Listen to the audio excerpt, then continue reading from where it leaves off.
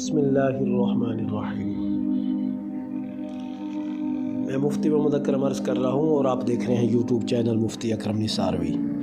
اللہ تبارک و تعالی آپ کو خوش رکھے اور سلامت رکھے اور آباد رکھے۔ آج ہم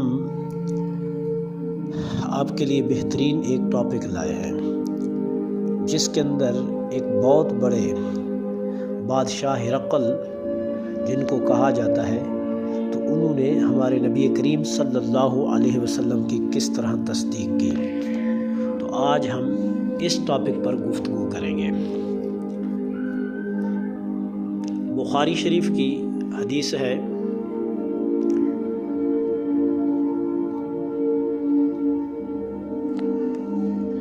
کہ حضرت عبداللہ ابن عباس رضی اللہ تعالی عنہما فرماتے ہیں کہ رسول اللہ صلی اللہ علیہ وسلم نے روم کے بادشاہ ہرقل کو دعوت اسلام کا خط لکھا، جو صحابی رسول حضرت دحیہ کلبی رضی اللہ تعالیٰ عنہ کے ذریعے وہ خط بھیجا گیا۔ اس وقت ہرقل بادشاہ بیت المقدس میں موجود تھا۔ جب اسے نبی کریم صلی اللہ علیہ وسلم کا خط ملا تو اس نے اپنے درباریوں سے مشورہ کیا۔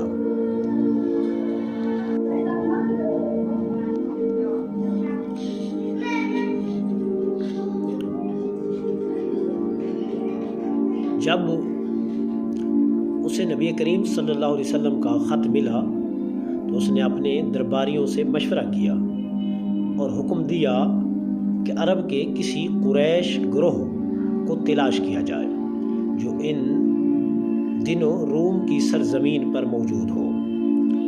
اتفاق سے ابو سفیان بن حرب، جو اس وقت تک مسلمان نہیں ہوئے تھے، کچھ قریش کے تاجروں کے ساتھ ملک شام میں تجارت کی غرض سے موجود تھے۔ ہرقل بادشاہ نے انہیں اپنے دربار میں بلایا۔ اس نے حکم دیا کہ ابو سفیان کو میرے قریب کھڑا کیا جائے اور باقی سب لوگوں کو اس کے پیچھے کھڑا کیا جائے۔ پھر ان سے کہا گیا کہ اگر ابو سفیان جھوٹ بولے تو تم لوگ فوراً اس کی تردید کر دو۔ ابو سفیان کہتے ہیں کہ اللہ کی قسم، اگر مجھے یہ شرم نہ ہوتی کہ لوگ مجھے جھوٹا کہیں گے تو میں ضرور رسول اللہ صلی اللہ علیہ وسلم کے خلاف جھوٹ بول دیتا، لیکن میں نے سچ بولا۔ ہرقل نے مختلف سوالات کیے حضرت ابو سفیان سے۔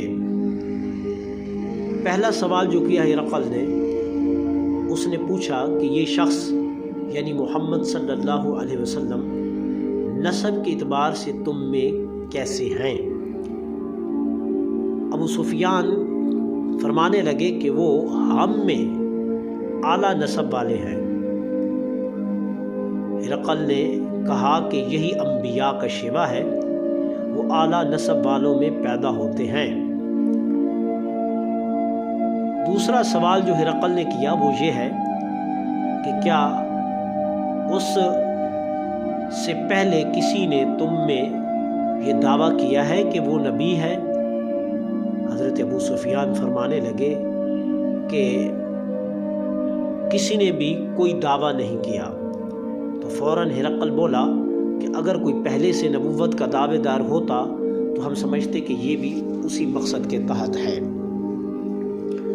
تیسرا سوال جو ہرقل بادشاہ نے کیا وہ یہ ہے کہ اس کے آباء و اجداد میں کوئی بادشاہ گزرا ہے؟ تو حضرت ابو سفیان نے فرمایا کوئی بادشاہ نہیں گزرا۔ تو ہرقل نے فوراً کہا اگر اس کے آباء و اجداد میں کوئی بادشاہ ہوتا تو ہم سمجھتے کہ یہ سلطنت کا حاصل کرنے کے لیے کر رہا ہے۔ چوتھا سوال جو ہرقل نے کیا وہ یہ ہے کہ کیا تم نے کبھی اس شخص کو جس نے دعویٰ نبوت کیا ہے جھوٹ بولتے ہوئے پایا؟ تو حضرت ابو سفیان نے فرمایا نہیں، وہ ہمیشہ سچ بولتے ہیں اور صادق الامین کے نام سے مشہور ہے۔ بادشاہ ہرقل نے فوراً کہا کہ جو شخص لوگوں سے جھوٹ نہیں بولتا وہ اللہ پر کبھی بھی جھوٹ نہیں بول سکتا۔ 5واں سوال، ہرقل نے کہا کہ کیا اس کے ماننے والے کمزور لوگ ہیں یا معزز لوگ ہیں؟ تو حضرت ابو سفیان نے فرمایا کہ زیادہ تر کمزور لوگ ان کی پیروی کرتے ہیں۔ تو ہرقل نے یہ سن کر فوراً کہا کہ یہی پیغمبروں کی پیروکاروں کی نشانی ہے۔ 6واں سوال ہرقل نے جو کیا وہ یہ ہے کہ کیا ان کے ماننے والوں کی تعداد دن بدن بڑھ رہی ہے یا کم ہو رہی ہے؟ تو حضرت ابو سفیان نے جواب دیا کہ دن بدن ان کی تعداد بڑھتی جا رہی ہے۔ تو ہرقل فوراً یہ بات سن کر بولنے لگا کہ ایسا ہی دین حق کے ساتھ ہوتا ہے کہ اس کے پیروکار دن بدن بڑھتے جاتے ہیں۔ 7واں سوال ہرقل نے جو 7واں سوال کیا وہ یہ ہے کہ کیا ان میں سے کوئی شخص اسلام قبول کرنے کے بعد پھر مرتد ہو کر واپس اپنے پرانے دین میں چلا گیا؟ ابو سفیان نے کہا کہ نہیں، جو ایک مرتبہ ان کے دین و اسلام کو قبول کر لیتا ہے وہ کبھی لوٹنے کا نام نہیں لیتا۔ ہرقل نے یہ بات سن کر فوراً کہا کہ یہ ایمان کی پختگی کی دلیل ہے۔ ہرقل نے پھر 8واں سوال کیا کہ کیا وہ اللہ کا پیغمبر جو اپنے آپ کو کہتا ہے کیا وہ وعدہ خلافی کرتا ہے؟ تو حضرت ابو سفیان نے فرمایا نہیں، مگر ہم نے اس کے ساتھ ایک نیا معاہدہ کیا ہے، دیکھیں آگے کیا ہوتا ہے۔ ہرقل نے یہ بات سن کر فوراً کہا کہ جو انبیاء ہوتے ہیں وہ کبھی وعدہ خلافی نہیں کرتے۔ ہرقل نے 9واں سوال کیا کہ کیا تم لوگوں نے اس کے ساتھ جنگ کی ہے؟ تو حضرت ابو سفیان نے فرمایا جی ہاں بالکل، اس کے ساتھ کئی ہماری جنگیں ہوئی ہیں۔ تو ہرقل نے پوچھا کہ پھر جنگیں ہوئی ہیں تو اس کا نتیجہ کیا نکلا ہے؟ تو ابو سفیان نے کہا کہ کبھی ہم جیت جاتے ہیں اور کبھی وہ جیت جاتے ہیں۔ تو ہرقل نے کہا کہ یہی انبیاء علیہ السلام کی حالت ہوتی ہے کہ ابتدا آزمائش میں آتے ہیں مگر انجام کامیابی کا ہوتا ہے۔ آخری سوال جو ہرقل نے کیا وہ یہ ہے کہ وہ تمہیں کن باتوں کا حکم دیتے ہیں؟